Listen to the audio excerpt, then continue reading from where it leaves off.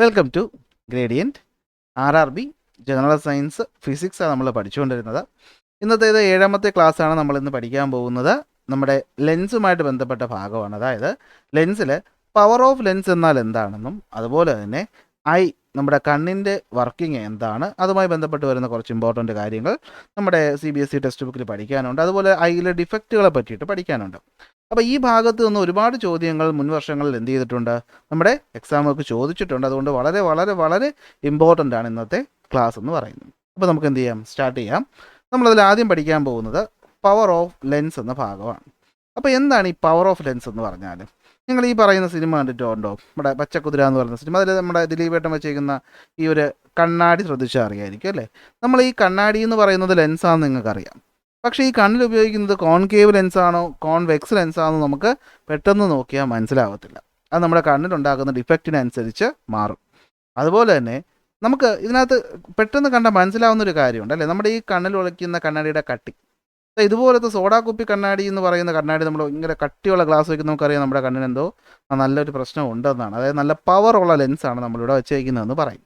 അപ്പോൾ പവർ എന്ന ടേം കൊണ്ട് നമ്മൾ എന്താണ് ഉദ്ദേശിക്കുന്നത്? അപ്പോൾ പവർ എന്ന ടേം എന്താണെന്ന് മനസ്സിലാക്കണമെങ്കിൽ നമ്മൾ ആദ്യം ഒരു ലെൻസിൻ്റെ ഉപയോഗം എന്താണെന്ന് അറിയണം അല്ലേ. ലെൻസ് 2 തരം ഉണ്ടെന്ന് പറഞ്ഞു. അതിലിതാ ഇങ്ങനെ ഇരിക്കുന്ന ലെൻസ് എന്ന് പറയുന്നത് കോൺവെക്സ് ലെൻസാണെന്നും അതുപോലെ തന്നെ ഈ അകത്തേക്ക് വളഞ്ഞിരിക്കുന്നത് കോൺകേവ് ലെൻസാണെന്നുള്ളത് നിങ്ങൾക്ക് ഇതിനോടകം തന്നെ അറിഞ്ഞിട്ടുണ്ടാകും അല്ലേ. നമ്മൾ മുമ്പത്തെ ക്ലാസ്സിൽ പഠിപ്പിച്ചതാണ്. ഇനി നിങ്ങൾ ആ ക്ലാസ് കണ്ടിട്ടില്ലെങ്കിൽ ഉറപ്പായിട്ടും നമ്മുടെ താഴെ ടെലഗ്രാം ലിങ്ക് ഉണ്ട്, അതിൽ ജോയിൻ ചെയ്താൽ എല്ലാ ക്ലാസ്സുകളുടെയും ലിങ്ക് അവിടെ കിട്ടും. അല്ലെങ്കിൽ നമ്മുടെ പ്ലേലിസ്റ്റ് ഉണ്ട്, അതിൽ ജോയിൻ ചെയ്താൽ നമുക്ക് മൊത്തം ക്ലാസ് കിട്ടും. സോ ആദ്യമായിട്ടാണ് ക്ലാസ് കാണുന്നതെങ്കിൽ ഉറപ്പായിട്ടും ക്ലാസ്സുകൾ ഇഷ്ടപ്പെട്ടാൽ ലൈക്ക് ചെയ്യുക, ഷെയർ ചെയ്യുക, അതുപോലെ തന്നെ ടെലഗ്രാം ചാനൽ ജോയിൻ ചെയ്യുക. ഇപ്പോൾ തന്നെ നമ്മൾ ക്ലാസ് തുടങ്ങിയിട്ട് വളരെ കുറച്ച് ദിവസമായിട്ടേ ഉള്ളൂ. ഏതാണ്ട് 50-ന് മുകളിൽ കുട്ടികൾ എന്ത് ചെയ്തിട്ടുണ്ട്, നമ്മുടെ ഈ പറയുന്ന ടെലഗ്രാം ചാനലിൽ ജോയിൻ ചെയ്തിട്ടുണ്ട്. സോ നിങ്ങൾക്കും അവിടെ ജോയിൻ ചെയ്യാം. ജോയിൻ ചെയ്താൽ ഈ പറയുന്ന നോട്ടുകളൊക്കെ നിങ്ങൾക്ക് ഡൗൺലോഡ് ചെയ്ത് എടുക്കാവുന്നതാണ്. അപ്പോൾ നമ്മൾ പറഞ്ഞുകൊണ്ടിരുന്ന 2 തരം ലെൻസ് ഉണ്ടെന്നാണ് അല്ലേ. ഇതൊക്കെയാണ് കോൺകേവ് ലെൻസും കോൺവെക്സ് ലെൻസും. അപ്പോൾ നിങ്ങൾക്കറിയാം ഈ പറയുന്ന കോൺവെക്സ് ലെൻസിനകത്ത് ഒരു റേ ഓഫ് ലൈറ്റ് വന്നാൽ എന്ത് പറ്റും, അതൊരു പോയിന്റിലേക്ക് വന്നു ചേരും. അതിനെയാണ് നമ്മൾ എന്തെന്ന് വിളിക്കുന്നത്, കൺവേർജിങ് എന്ന് വിളിക്കുന്നത്. ഇനി ഈ പറയുന്ന കോൺകേവിലാണ് വരുന്നതെങ്കിൽ എന്ത് പറ്റും, അത് ദൂരേക്ക് പോകും. അതിനാണ് നമ്മൾ എന്തെന്ന് പറയുന്നത്, ഡൈവേർജിങ് എന്ന് പറയുന്നത്. അപ്പോൾ ലൈറ്റ് റേയെ കൺവേർജ് ചെയ്യിക്കാനോ അല്ലെങ്കിൽ ഡൈവേർജ് ചെയ്യിക്കാനോ ആണ് നമ്മൾ എന്ത് ഉപയോഗിക്കുന്നത്, ലെൻസ് ഉപയോഗിക്കുന്നത്. അപ്പോൾ പവർ ഓഫ് ലെൻസ് എന്താണെന്ന് പറഞ്ഞു കഴിഞ്ഞാൽ നമ്മൾ P എന്ന ലെറ്റർ കൊണ്ടാണ് ഡിനോട്ട് ചെയ്യുന്നത്. അപ്പോൾ പവർ ഓഫ് ലെൻസ് എന്താണെന്ന് പറഞ്ഞാൽ എത്രത്തോളമാണ് ഒരു ലെൻസ് ലൈറ്റ് റേസിനെ കൺവേർജ് ചെയ്യിക്കുന്നത് അല്ലെങ്കിൽ ഡൈവേർജ് ചെയ്യിക്കുന്നത് എന്നതിനാണ് നമ്മൾ എന്ത് വിളിക്കുന്നത്, പവർ ഓഫ് ലെൻസ് എന്ന് വിളിക്കുന്നത്. ഓക്കെ, എത്രത്തോളമാണ് കൺവേർജ് ചെയ്യിക്കുന്നത്. ഇപ്പോൾ 2 ലെൻസ് നമുക്ക് എടുക്കാം, മുകളിൽ കണ്ടൊരു ലെൻസും താഴെ കണ്ടൊരു ലെൻസും. ഓക്കെ, മുകളിലുള്ള ലെൻസ് നമുക്കറിയാം ഇത്രയും ദൂരത്തോളം കൺവേർജ് ചെയ്തു. എന്നാൽ താഴെ കാണുന്ന ലെൻസ് കൺവേർജ് ചെയ്ത് ഇത്രയാണ്. അപ്പോൾ നിങ്ങൾക്ക് ഒരു ഐഡിയ കിട്ടിയിട്ടുണ്ട്. ആദ്യത്തെ ലെൻസ് എന്ന് പറയുന്നത് നല്ല രീതിയിൽ കൺവേർജ് ചെയ്തു, രണ്ടാമത്തെ ലെൻസ് എന്ന് പറയുന്നത് അത്ര നല്ല രീതിയിൽ കൺവേർജ് ചെയ്തില്ല. ഇതിൽ രണ്ടിൽ ആർക്കായിരിക്കും പവർ കൂടുതൽ? ലോജിക്കലി നമുക്ക് പറയാൻ പറ്റും മുകളിൽ കണ്ട ലെൻസിനാണ് പവർ കൂടുതൽ. അപ്പോൾ ഒരു ലെൻസ് നന്നായിട്ട് കൺവേർജ് ചെയ്താൽ അത് നല്ല കൺവേർജിങ് ലെൻസ് അല്ലെങ്കിൽ നല്ല പവർ കൂടിയ ലെൻസ്. ഇതേ ആ കാര്യം തന്നെ നമുക്ക് ഇവിടെ ആപ്ലിക്കബിൾ ആണ്, കോൺകേവിലും ആപ്ലിക്കബിൾ ആണ് അല്ലേ. കോൺകേവിൽ ലൈറ്റ് റേ വരുന്നു, എന്ത് ചെയ്യുന്നു, അത് നല്ല രീതിയിൽ ഇവിടെ കൺവേർജ് ചെയ്തിട്ടുണ്ട്. ഇനി ഒരു അല്പം മാത്രമാണ് ഇങ്ങനെ ഡിവിയേറ്റ് ചെയ്തെങ്കിൽ നമ്മൾ എന്ത് പറയും, അവിടെ പവർ എന്ന് പറയുന്നത് കുറവാന്ന് പറയും. അപ്പോൾ പവർ ഓഫ് ലെൻസ് എന്ന് വെച്ചാൽ എന്താണ്? പവർ എന്ന് വെച്ചാൽ it is the degree of convergence or divergence of a lens expressed in terms of its power. അപ്പോൾ ഒരു ലൈറ്റ് റേ എത്രത്തോളമാണ് ഒരു ലെൻസ് കൺവേർജ് ചെയ്യിക്കുന്നത് അല്ലെങ്കിൽ ഡൈവേർജ് ചെയ്യിക്കുന്നത്, അതിനാണ് നമ്മൾ ലെൻസിൻ്റെ പവർ P എന്ന് ഡിനോട്ട് ചെയ്യുന്നത്. അപ്പോൾ പവർ എങ്ങനെ കണ്ടുപിടിക്കുക? നിങ്ങൾ ആദ്യത്തെ രണ്ട് കേസ് നോക്കിയേ. ഇവിടെ നമുക്കറിയാം ഫോക്കൽ ലെങ്ത് എന്ന് വെച്ചാൽ എന്താണ്, പ്രിൻസിപ്പൽ ആക്സിന് പാരലായി വരുന്ന ലൈറ്റ് റേസ് ഒരു പോയിന്റിൽ വന്ന് ചേരും, ആ പോയിന്റാണ് ഫോക്കസ് എന്ന് പറയുന്നത്. രണ്ടാമത്തെ ലെൻസ് നോക്കിയേ, പ്രിൻസിപ്പൽ ആക്സിന് നേരെ വരുന്ന റേസ് ആഫ്റ്റർ റിഫ്രാക്ഷൻ ഒരു പോയിന്റ് വരെ, അതാണ് എന്തെന്ന് പറയുന്നത്, ഫോക്കസ് എന്ന് പറയുന്നത്. ഇനി നമ്മൾ ഫോക്കൽ ലെങ്ത്തിലോട്ടൊന്ന് ശ്രദ്ധിക്കുക. ആദ്യത്തെ ലെൻസിൻ്റെ ഫോക്കൽ ലെങ്ത് ഇത്രയാണ്, രണ്ടാമത്തെ ലെൻസിൻ്റെ ഫോക്കൽ ലെങ്ത് എന്ന് പറയുന്നത് ഇത്രയാണ്. അപ്പം നോക്ക്, നമ്മൾ പറഞ്ഞു ആദ്യത്തെ ലെൻസിനാണ് പവർ കൂടുതൽ പക്ഷേ ഫോക്കൽ ലെങ്ത് കുറവാണ്. രണ്ടാമത്തെ ലെൻസിന് ഒന്നാമത്തെ ലെൻസിനെ അപേക്ഷിച്ച് പവർ കുറവാണ്, ഫോക്കൽ ലെങ്ത് എന്താണ്, കൂടുതലാണ്. അപ്പോൾ നമുക്ക് എന്താ പറയാൻ പറ്റുന്നത്, പവർ കൂടുമ്പോൾ ഫോക്കൽ ലെങ്ത് കുറയും അല്ലേ. പവർ കൂടുമ്പോൾ മാക്സിമം കൺവേർജ് ചെയ്യിക്കും, അപ്പോൾ നമ്മുടെ ഈ പറയുന്ന ഒപ്റ്റിക് സെൻറ്ററിൽ നിന്ന് ഫോക്കസ് വരെയുള്ള ദൂരം കുറയും. അപ്പോൾ നമുക്ക് പറയാൻ പറ്റും പവറും ഫോക്കൽ ലെങ്ത്തുമായിട്ടുള്ള ബന്ധം, ഇത് ഇമ്പോർട്ടൻ്റ് ആണ്, പ്രീവിയസ് ചോദിച്ചിട്ടുണ്ട്. പവറും ഫോക്കൽ ലെങ്ത്തുമായിട്ടുള്ള ബന്ധം എന്താണ്? പവർ കൂടിയാൽ ഫോക്കൽ ലെങ്ത് കുറയും, പവർ കൂടിയാൽ ഫോക്കൽ ലെങ്ത് കുറയും, പവർ കുറഞ്ഞാൽ ഫോക്കൽ ലെങ്ത് കൂടും. ലോജിക്കാണ്. അപ്പോൾ നമുക്ക് പറയാൻ പറ്റും എന്തായിരിക്കും, ഇവർ ഇൻവേഴ്സ്ലി പ്രപ്പോർഷണലാണ്. ഓക്കെ, അപ്പോൾ പവർ എന്ന് പറയുന്നത് നമുക്ക് എന്തായിട്ട് എക്സ്പ്രസ് ചെയ്യാം? നമ്മുടെ ഫോക്കൽ ലെങ്ത്തിൻ്റെ റെസിപ്രോക്കലായിട്ട് എക്സ്പ്രസ് ചെയ്യാൻ പറ്റും. കാരണം എന്താണ്? Power is inversely proportional to focal length എന്ന് പറയുന്നത് നമ്മൾ ഇങ്ങനെയല്ലേ എഴുതുന്നത്. അപ്പോൾ പവറിൻ്റെ എന്താണ് വിപരീത അനുപാതത്തിലാണ് ഫോക്കൽ ലെങ്ത് ഇരിക്കുന്നത് നമുക്ക് മനസ്സിലായി. സോ പവർ അടിയുടെ ഫോർമുല എന്താണെന്ന് വെച്ചാൽ പവർ ഈസ് ഈക്വൽ ടു 1 ഫോക്കൽസ് അല്ലെങ്കിൽ ഫോക്കൽ ലെങ്ത്. ഇനി പവർ നമ്മൾ അളക്കുന്ന യൂണിറ്റ് എന്ന് പറയുന്നത് ഡയോപ്റ്റർ ആണ്. അതൊരു പ്രീവിയസ് ചോദ്യമാണ്. Unit of power of lens is dioptre. അപ്പോൾ ശ്രദ്ധിക്കേണ്ട ഒരു കാര്യം, നമ്മൾ ഫോക്കൽ ലെങ്ത് എടുക്കേണ്ടത് എന്തിലായിരിക്കണം? മീറ്ററിലായിരിക്കണം. പലപ്പോഴും ചോദ്യങ്ങൾ അല്ലെങ്കിൽ പരീക്ഷയ്ക്ക് സെൻറ്റിമീറ്ററിലാണ് തരുന്നത്. നമ്മളതിനെ എന്തിലോട്ട് മാറ്റണം? മീറ്ററിലോട്ട് മാറ്റണം. 100 സെൻറ്റിമീറ്റർ ചേരുമ്പോഴാണ് എന്താകുന്നത്? 1 മീറ്റർ ആകുന്നത് എന്നുള്ളത് മനസ്സിലാക്കണം. അപ്പോൾ ഫോക്കൽ ലെങ്തിനെ നമ്മൾ മീറ്ററിലോട്ട് കൺവേർട്ട് ചെയ്തിട്ട് ആ മീറ്ററിൻ്റെ ഇൻവേഴ്സ് എടുക്കുമ്പോഴാണ് നമുക്ക് എന്ത് കിട്ടുന്നത്? പവർ കിട്ടുന്നത്. So P is equal to formula ഓർത്ത് വയ്ക്കുക 1/f, where F is in metre. അങ്ങനെ കിട്ടിയാൽ കിട്ടുന്ന പവറിൻ്റെ യൂണിറ്റ് ആണ് എന്ത്? ഡയോപ്റ്റർ. എത്ര തവണ പ്രീവിയസ് ചോദിച്ചിട്ടുണ്ടെന്ന് കയ്യും കണക്കുമില്ല. Unit of power of lens is dioptre. ഇനി പവർ ഓഫ് ലെൻസ് നമുക്ക് വേറൊരു രീതിക്ക് ഒരു പോയിന്റ് കൂടി പഠിക്കണം. നമുക്ക് ന്യൂ കാർട്ടീഷ്യൻ കൺവേർഷൻ വെച്ച് നമുക്കറിയാം കോൺവെക്സ് ലെൻസ്, ഈ കാണുന്ന ലെൻസ്, ഇതിൻ്റെ ഫോക്കസ് വലത്തോട്ടാണ് അല്ലേ? അപ്പോൾ പോസിറ്റീവാണ്. പക്ഷേ കോൺകേവ് ലെൻസിൻ്റെ ഫോക്കസ് ഇടത്തോട്ടാണ്. അപ്പോൾ എന്താണ്? നെഗറ്റീവാണ്. ഇത് നമുക്ക് പവറിലും ആപ്ലിക്കബിൾ ആണ്. അതായത് കോൺവെക്സ് ലെൻസിൻ്റെ പവർ എന്ന് പറയുന്നത് പോസിറ്റീവ് ആയിരിക്കും. ഒരു കോൺവെക്സ് ലെൻസിൻ്റെ പവർ എന്ന് പറയുന്നത് എന്തായിരിക്കും? പോസിറ്റീവ് ആയിരിക്കും. കോൺകേവ് ലെൻസിൻ്റെ പവർ എന്ന് പറയുന്നത് എന്തായിരിക്കും? നെഗറ്റീവ് ആയിരിക്കും. അതായത് നിങ്ങളുടെ ഒരു ചോദ്യം ചോദിക്കുന്നു എന്ന് വിചാരിക്കുക, power of a lens is equal to +1.5 എങ്കിൽ അത് ഏത് ലെൻസ് എന്ന് ചോദിക്കാൻ നല്ല സാധ്യതയുണ്ട്. ഒരു പവർ ഇപ്പോൾ +1.5 ആണെങ്കിൽ അത് ഏത് ലെൻസ് എന്ന് ചോദിച്ച് നമ്മൾ എങ്ങനെ കണ്ടുപിടിക്കുന്നത്? ആ പവറിൻ്റെ സിമ്പൽ പോസിറ്റീവാണ്. പവറിൻ്റെ സിമ്പൽ പോസിറ്റീവ് ആണെങ്കിൽ അത് കോൺവെക്സ് ആണ്. സോ അത് എന്ത് ലെൻസാണ്? ഒരു കോൺവെക്സ് ലെൻസാണെന്ന് നമുക്ക് പറയാൻ പറ്റും. ഇനി നെഗറ്റീവ് ആണെങ്കിൽ നമുക്ക് എന്തെന്ന് പറയാൻ പറ്റും? കോൺകേവ് എന്ന് പറയാൻ പറ്റും. ഓക്കെ ആണോ? അപ്പോൾ പവർ എന്ന ഭാഗത്ത് നിന്ന് പല ടെക്സ്റ്റ് ബുക്കുകൾ അല്ലെങ്കിൽ പല ചാപ്റ്റേഴ്സിൽ നിന്ന് ചോദിക്കാൻ സാധ്യതയുള്ള ചോദ്യങ്ങളും അതുമായി ബന്ധപ്പെട്ട എല്ലാ ഫാക്റ്റും നമ്മളിവിടെ എന്ത് ചെയ്തിട്ടുണ്ട്? പറഞ്ഞിട്ടുണ്ട്. അപ്പോൾ പവർ ഓഫ് ലെൻസ് നിങ്ങൾക്ക് മനസ്സിലായി കാണുമെന്ന് വിശ്വസിക്കുന്നു. അങ്ങനെയാണെങ്കിൽ നമ്മൾ അടുത്തൊരു ടോപ്പിക്കിലോട്ട് പോവുകയാണ്. നമ്മുടെ ഞാൻ ക്ലാസ്സുകൾ സ്പീഡിൽ പറഞ്ഞു പോവുകയാണ്. നിങ്ങൾക്ക് സ്പീഡ് കൂടുതലെന്ന് തോന്നിയാൽ നമ്മൾ കുറഞ്ഞ സ്പീഡിലിട്ട് കാണുക, അല്ലെങ്കിൽ എന്ത് ചെയ്യുക, ബാക്ക് പോയിട്ട് ഒന്നുകൂടെ കണ്ടാൽ നിങ്ങൾക്കത് മനസ്സിലാവും. സംശയങ്ങളുണ്ടെങ്കിൽ കമൻറ്റായിട്ട് ചോദിക്കുക, അല്ലെങ്കിൽ മുകളിൽ വാട്സാപ്പ് നമ്പർ ഉണ്ടല്ലോ, ആ വാട്സാപ്പ് നമ്പറിൽ മെസ്സേജ് ആയിട്ട് ചോദിച്ചാലും മതി. നമുക്ക് ഫ്രീ ആവുന്ന മുറയ്ക്ക് ഞാൻ പറഞ്ഞുതരാം. ഓക്കെ, ഇനി ഒരു ഹ്യൂമനായിട്ട് സ്ട്രക്ചറാണ് പറയുന്നത്. ഇത് ബയോളജിയിലെ ടോപ്പിക്കാണെങ്കിലും ഫിസിക്സിന് ഇതിന് ഇമ്പോർട്ടൻസ് ഉണ്ട്. അതായത് ഫിസിക്സ് അടിസ്ഥാനപ്പെടുത്തി നമ്മളൊരു കണ്ണിൽ എന്തൊക്കെയാണ് ശ്രദ്ധിക്കേണ്ടതെന്ന് ചോദിച്ചു കഴിഞ്ഞാൽ നമുക്ക് aqueous humour, vitreous humour, aqueous chamber, vitreous chamber, അതൊന്നും നമുക്ക് ഫിസിക്സിന് അത്ര ഇമ്പോർട്ടൻ്റ് അല്ല. പക്ഷേ നമുക്ക് ഇമ്പോർട്ടൻ്റ് എന്താണെന്ന് വെച്ച് കഴിഞ്ഞാൽ, ഒന്ന്, ഇതൊരു പ്രീവിയസ് ചോദ്യമാണ്, കണ്ണിനുള്ളിൽ കാണുന്ന ലെൻസ് ഏതാണ്? കണ്ണിനുള്ളിൽ കാണുന്ന lens, which type of lens is found on human eye? ഏതാണത്? ഈ കാണുന്നതാണ് കണ്ണിനുള്ളിൽ കാണുന്ന ലെൻസ്. ഇത് എന്ത് ലെൻസാണ്? കാണുമ്പോൾ തന്നെ അറിയാം അല്ലേ, അത് എന്ത് ലെൻസാണ്? കണ്ണിനകത്ത് കാണുന്ന ലെൻസ് എന്ന് പറയുന്നത് അതൊരു കോൺവെക്സ് ലെൻസാണ്. എന്ത് ലെൻസാണ്? കോൺവെക്സ് ലെൻസാണ്, അല്ലെങ്കിൽ കറക്റ്റ് പറഞ്ഞാൽ ബൈകോൺവെക്സ് ലെൻസാണ് നമ്മുടെ കണ്ണിൽ കാണുന്നത്. ഇനി ആ ലെൻസിനെ നമ്മൾ ഈ പറയുന്ന പൊസിഷനിൽ പിടിച്ചു നിർത്തിയേക്കുന്ന ആരാണ്? അത് സീലിയറി മസിലാണ്. ആരാണ്? സീലിയറി മസിലാണ് ലെൻസിനെ ഈ ഡയറക്ഷനിൽ പിടിച്ചു വെച്ചേക്കുന്നത്. ഇതിന് ഉപയോഗമുണ്ട്. കാരണം നമുക്കറിയാം, നമ്മൾ അടുത്തുള്ളൊരു ഒബ്ജക്റ്റിനെ നോക്കുമ്പോഴും ദൂരെയുള്ളൊരു ഒബ്ജക്റ്റിനെ നോക്കുമ്പോഴും നമ്മുടെ ഫോക്കസ് എന്ന് പറയുന്നത് ചേഞ്ച് ചെയ്യുകയാണ് അല്ലേ? നിങ്ങളൊരു ക്യാമറ ഉപയോഗിക്കുന്ന ആളാണെങ്കിൽ നിങ്ങൾക്കറിയാം, ദൂരെയുള്ളൊരു ഒബ്ജക്റ്റിനെ ഫോക്കസ് ചെയ്യാനും അടുത്തുള്ളൊരു ഒബ്ജക്റ്റിനെ ഫോക്കസ് ചെയ്യാനും നമുക്ക് ആ ലെൻസിനെ അഡ്ജസ്റ്റ് ചെയ്യേണ്ട ആവശ്യമുണ്ട്. അല്ലെങ്കിൽ നമ്മുടെ മൊബൈൽ ഫോണിലാണെങ്കിൽ നമ്മൾ സൂമിങ് കൂട്ടുകയും കുറയ്ക്കുകയും ചെയ്യേണ്ട ആവശ്യമുണ്ട്. പക്ഷെ നമ്മുടെ കണ്ണ് ഇതേ പ്രക്രിയ വളരെയധികം സെക്കൻഡ്സ് ഓഫ് ടൈമിനകത്താണ് ചെയ്യുന്നത്. അതെങ്ങനെയാണ് ചെയ്യുന്നതെന്ന് ചോദിച്ചാൽ അതിന് സഹായിക്കുന്ന സീലിയറി മസിലാണ്. ഈ സീലിയറി മസിൽ കോൺട്രാക്റ്റ് ചെയ്യുകയും ഇലോങ്ങേറ്റ് ചെയ്യുകയും ചെയ്യുന്നതിനനുസരിച്ച് നമ്മുടെ ലെൻസിൻ്റെ വലിപ്പം കൂടുകയും കുറയുകയും ചെയ്യും. ഓക്കെ, അതായത് ലെൻസ് വേണമെങ്കിൽ കട്ടിയുള്ള ലെൻസായിട്ട് മാറാം അടുത്തുള്ള ഒബ്ജക്റ്റിനെ കാണാൻ വേണ്ടിയിട്ട്, ദൂരെയുള്ള ഒബ്ജക്റ്റിനെ കാണാൻ വേണ്ടിയിട്ട്, അല്ലെങ്കിൽ എന്താണ് തിൻ ലെൻസായിട്ട് മാറാം. അങ്ങനെ നമ്മുടെ കണ്ണിൻ്റെ ലെൻസിൻ്റെ പവർ എന്ന് പറയുന്നത് ചേഞ്ച് ചെയ്യും. അപ്പോൾ ചേഞ്ച് ചെയ്യാൻ സഹായിക്കുന്ന ആരാണ്? അത് സീലിയറി മസിലാണ്. ഇനി കണ്ണിലോട്ടുള്ള പ്രകാശം വരുന്ന ഭാഗമാണ് എന്ത്? നമ്മുടെ കണ്ണിൻ്റെ പ്യൂപ്പിൾ എന്ന് പറയുന്നത്. എന്താണ് പ്യൂപ്പിൾ? ഈ ഹോളാണ് പ്യൂപ്പിൾ എന്ന് പറയുന്നത്. പ്യൂപ്പിളിന് ചുറ്റും കാണുന്ന കറുത്ത ഭാഗമാണ് കൃഷ്ണമണി അഥവാ ഐറിസ് എന്ന് പറയുന്നത്. ഓക്കെ ആണോ? കണ്ണിലേക്ക് ലൈറ്റ് വരുമ്പോൾ ആദ്യം എത്തുന്നത് എവിടെയാണ്? കോർണിയയിലാണ്. ഓക്കെ, അപ്പോൾ നമുക്ക് കണ്ണിൻ്റെ വർക്കിംഗ് ഒന്ന് നോക്കാം. ദൂരെ നിന്ന് വരുന്ന ഒരു പ്രകാശ രശ്മി ആദ്യം എന്ത് ചെയ്യും? നമ്മൾ ഈ പറയുന്ന പ്യൂപ്പിളിലൂടെ കണ്ണിനകത്തേക്ക് വരും. എവിടെ വരും? പ്യൂപ്പിളിലൂടെ കണ്ണിനകത്തേക്ക് വരും. എത്രത്തോളം പ്യൂപ്പിൾ വലുതാകണം ചെറുതാകണം എന്ന് തീരുമാനിക്കുന്നത് ഐറിസ് ആണ് അല്ലേ? നമ്മൾ രാവിലെ ഉറക്കമെണീറ്റ് വന്ന് പെട്ടെന്ന് വലിയ വെളിച്ചത്തിലോട്ട് നോക്കിയാൽ നമ്മുടെ കണ്ണൊന്നും മങ്ങും അല്ലേ, നമുക്ക് അഡ്ജസ്റ്റ് ചെയ്യാൻ ഒരു സമയം വേണം. അതുപോലെ നമ്മൾ നല്ല വെളിച്ചത്തിൽ നിന്ന് ഒരു ചെറിയ ഇരുട്ടുള്ള റൂമിൽ കയറിയാൽ നമുക്ക് മൊത്തം ഇരുട്ടായിട്ട് തോന്നും, ഒരു അല്പ സമയം എടുക്കും കണ്ണിനെ അറേഞ്ച് ചെയ്യാൻ. എന്താ ചെയ്യുന്നത്, ഈ പ്യൂപ്പിളിൻ്റെ വലിപ്പം കുറയ്ക്കുക, പ്യൂപ്പിൾ അറേഞ്ച് ചെയ്തിട്ട് ഐറിസിൻ്റെ വലിപ്പം എന്താണ് തിരിഞ്ഞു അല്ലേ, ഐറിസ് അറേഞ്ച് ചെയ്തിട്ട് പ്യൂപ്പിളിൻ്റെ വലിപ്പം എന്താണ് കുറയ്ക്കുകയും കൂടുകയും ചെയ്യുന്നതാണ് അവിടെ ചെയ്യുന്നത്. അപ്പോഴാണ് എത്രത്തോളം ലൈറ്റ് കണ്ണിനകത്തോട്ട് വരണമെന്ന് തീരുമാനിക്കുന്നത്. അപ്പോൾ ആരാണ് കണ്ണിനകത്ത് വരുന്ന ലൈറ്റിൻ്റെ അളവിനെ തീരുമാനിക്കുന്നത്, പ്യൂപ്പിളാണ്. പ്യൂപ്പിൾ അതെങ്ങനെ ചെയ്യും, ഐറിസ് ചെറുതാവുകയും വലുതാവുകയും ചെയ്ത് പ്യൂപ്പിൾ വലുതും ചെറുതും ആകും. അങ്ങനെ പ്രകാശം നമ്മുടെ കണ്ണിനകത്തേക്ക് വരുന്നു, നമ്മുടെ ലെൻസിലെത്തുന്നു. ലെൻസ് എന്ത് ചെയ്യും, ഈ റേസിനെ ഒരു പോയിന്റിലോട്ട് ഫോക്കസ് ചെയ്യും. ഇതാണ് ആ പോയിന്റ്, ഫോക്കൽ പോയിന്റ്. ആ ഫോക്കൽ പോയിന്റിൻ്റെ പേരെന്താണെന്ന് ചോദിച്ചാൽ അത് റെറ്റിന എന്നാണ്.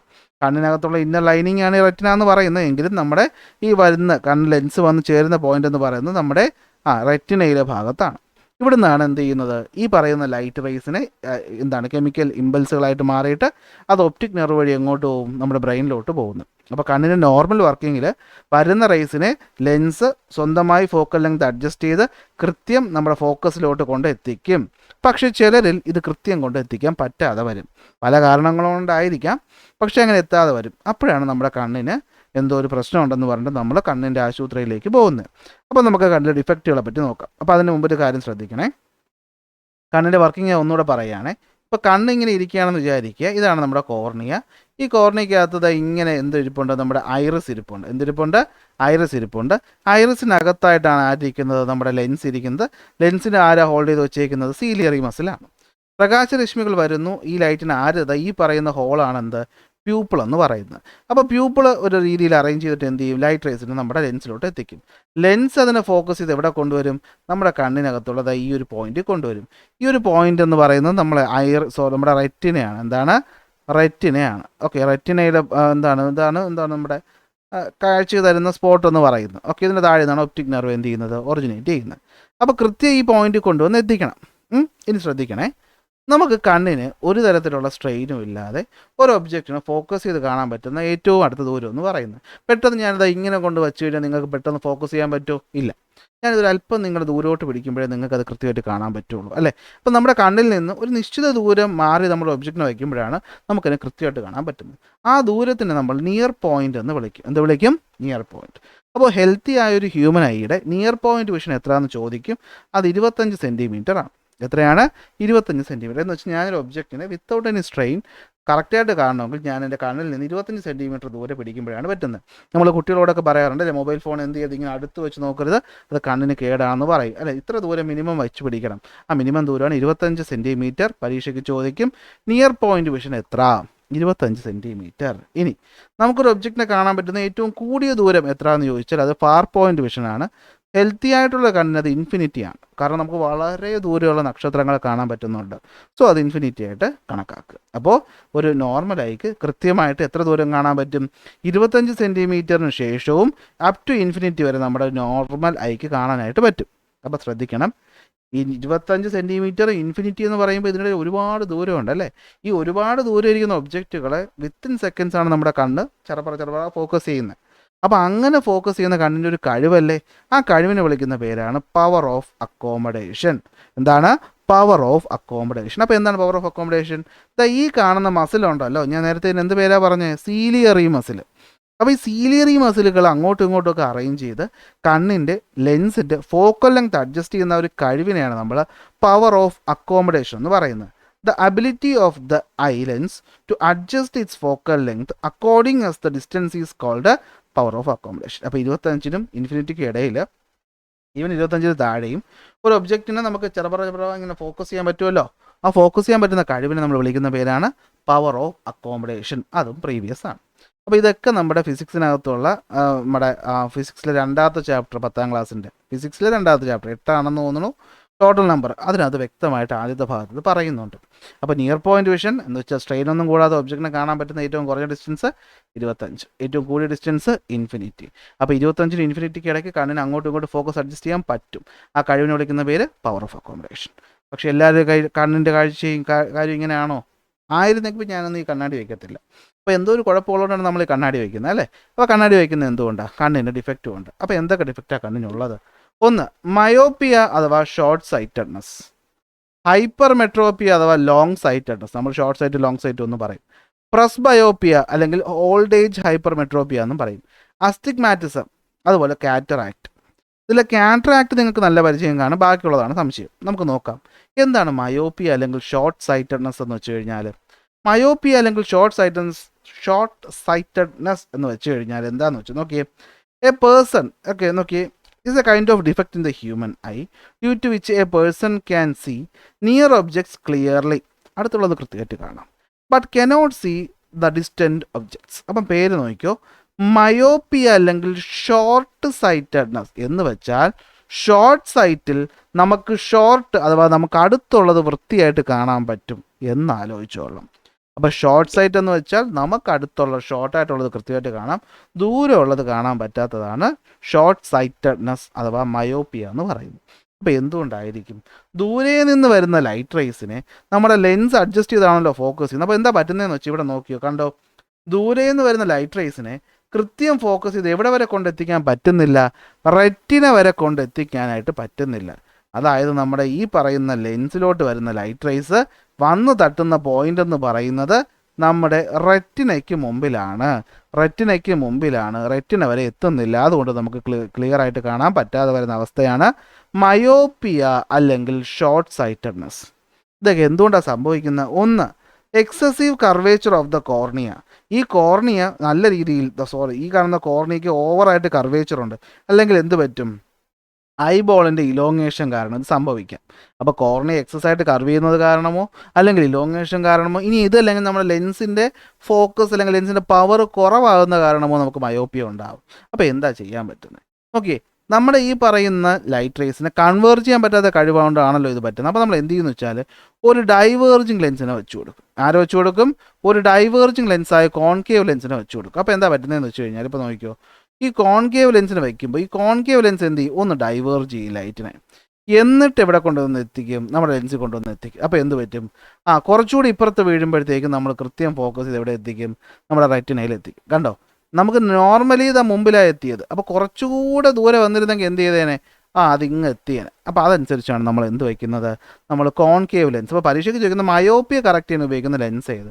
അത് കോൺകേവ് ലെൻസാണ്. കോൺകേവ് എന്ന് പറഞ്ഞാൽ അത് ഡൈവേർജിങ് ലെൻസാണ് അല്ലേ. അത് ഡൈവേർജ് ചെയ്യും ഇൻകമിങ് റേസിന്. അപ്പോൾ എന്ത് പറ്റും? കണ്ടോ, ഒബ്ജക്റ്റീവ് നിന്ന് വരുന്ന റേസിനെ ഡൈവേർജ് ചെയ്ത് കൊടുക്കുന്നത് കാരണം കൃത്യം അത് എന്ത് ചെയ്യും? നമ്മുടെ ഫോക്കസ് പോയിന്റിലെത്തും. ഇങ്ങനെയാണ് നമ്മൾ മയോപ്പിയ ട്രീറ്റ് ചെയ്യുന്നത്. അപ്പോൾ ഇവിടുന്ന് എന്തൊക്കെ പോയിന്റ് ഓർത്ത് വയ്ക്കും? മയോപ്പിയ എന്ന രോഗത്തിൻ്റെ മറ്റൊരു പേരെന്താണ്? Short sightedness. ആ അവസ്ഥ എന്താണ്? അടുത്തുള്ള കാണാൻ, ദൂരെയുള്ള കാണാൻ പറ്റത്തില്ല. എന്തുകൊണ്ടാണ്? നമ്മുടെ ലെൻസിൽ നിന്ന് വരുന്ന റേസ് എവിടെ വരെ എത്തുന്നില്ല? റെറ്റിന വരെ എത്തുന്നില്ല, അതിന് തൊട്ട് മുന്നേ വരെ എത്തുന്നുള്ളൂ. അപ്പോൾ അതുകൊണ്ടാണ് ഇത് ഉണ്ടാകുന്നത്. അപ്പോൾ എന്താ പരിഹാരം? ഒരു കോൺകേവ് ലെൻസ് വെച്ച് കൊടുക്കുക.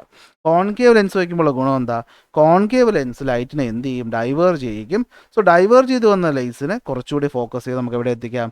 റെറ്റിനയിൽ എത്തിക്കാനായിട്ട് സാധിക്കും. ഓക്കെ, അടുത്ത് ലോങ് സൈറ്റഡ്നെസ് അഥവാ ഹൈപ്പർമെട്രോപ്പിയ. ടെക്സ്റ്റ് ബുക്ക് കൊടുത്തേക്കുന്ന പേരാണ്, നമ്മൾ നോർമലി ഉപയോഗിക്കില്ല. അതുകൊണ്ട് പരീക്ഷയ്ക്ക് ഈ പേരുകൾ വരാനാണ് സാധ്യത കൂടുതൽ. അപ്പോൾ ലോങ് സൈറ്റഡ്നെസ് അല്ലെങ്കിൽ ഹൈപ്പർമെട്രോപ്പിയ എന്തായിരിക്കും? ലോങ്ങിലുള്ളത് നേരെ കാണാം, അടുത്തുള്ളത് കാണാൻ പറ്റത്തില്ല.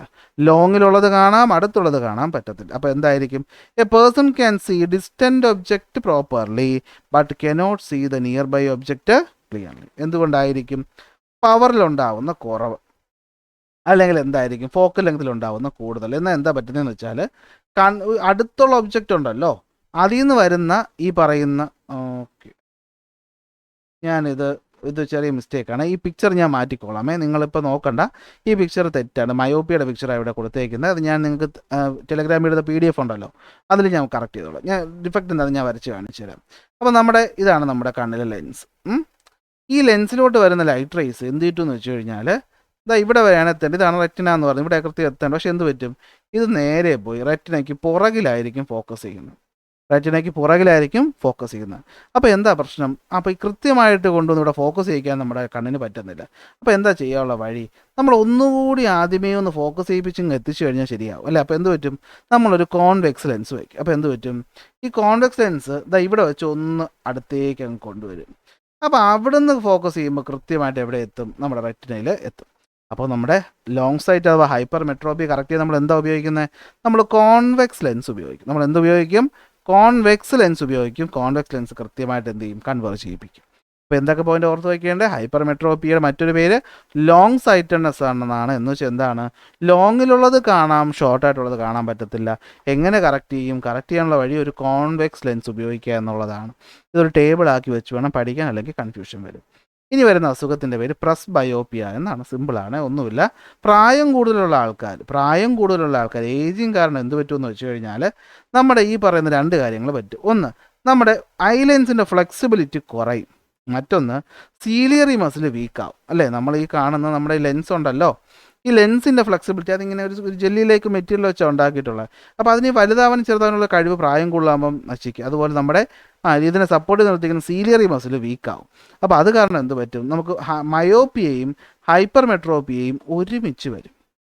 പക്ഷെ കൂടുതൽ വരുന്നത് എപ്പോഴും ഹൈപ്പർമെട്രോപ്പിയ ആയിരിക്കും. എന്തായിരിക്കും?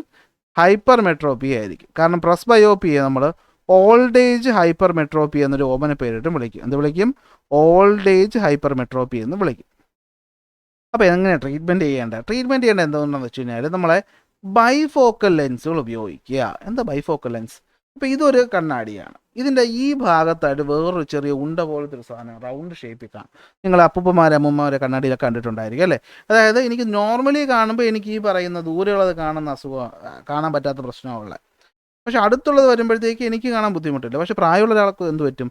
ഇത് രണ്ടും വരും. അപ്പോൾ എന്ത് പറ്റും?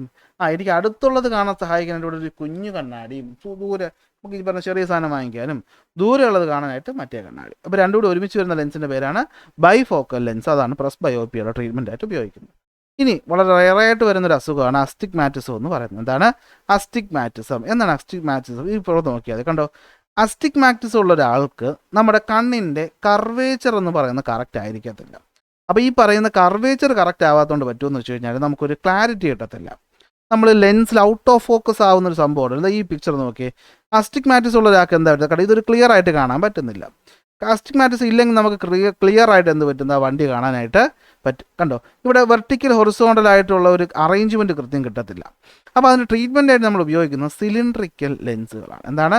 നമ്മൾ ഈ കണ്ണിൻ്റെ ആ ഒരു കർവേച്ചറിലുള്ളൊരു കുറവ് എന്നങ്ങ് ഓർത്ത് വെച്ചാൽ മതി. So it is a kind of defect in the humans due to which a person cannot see or focus simultaneously the horizontal and vertical.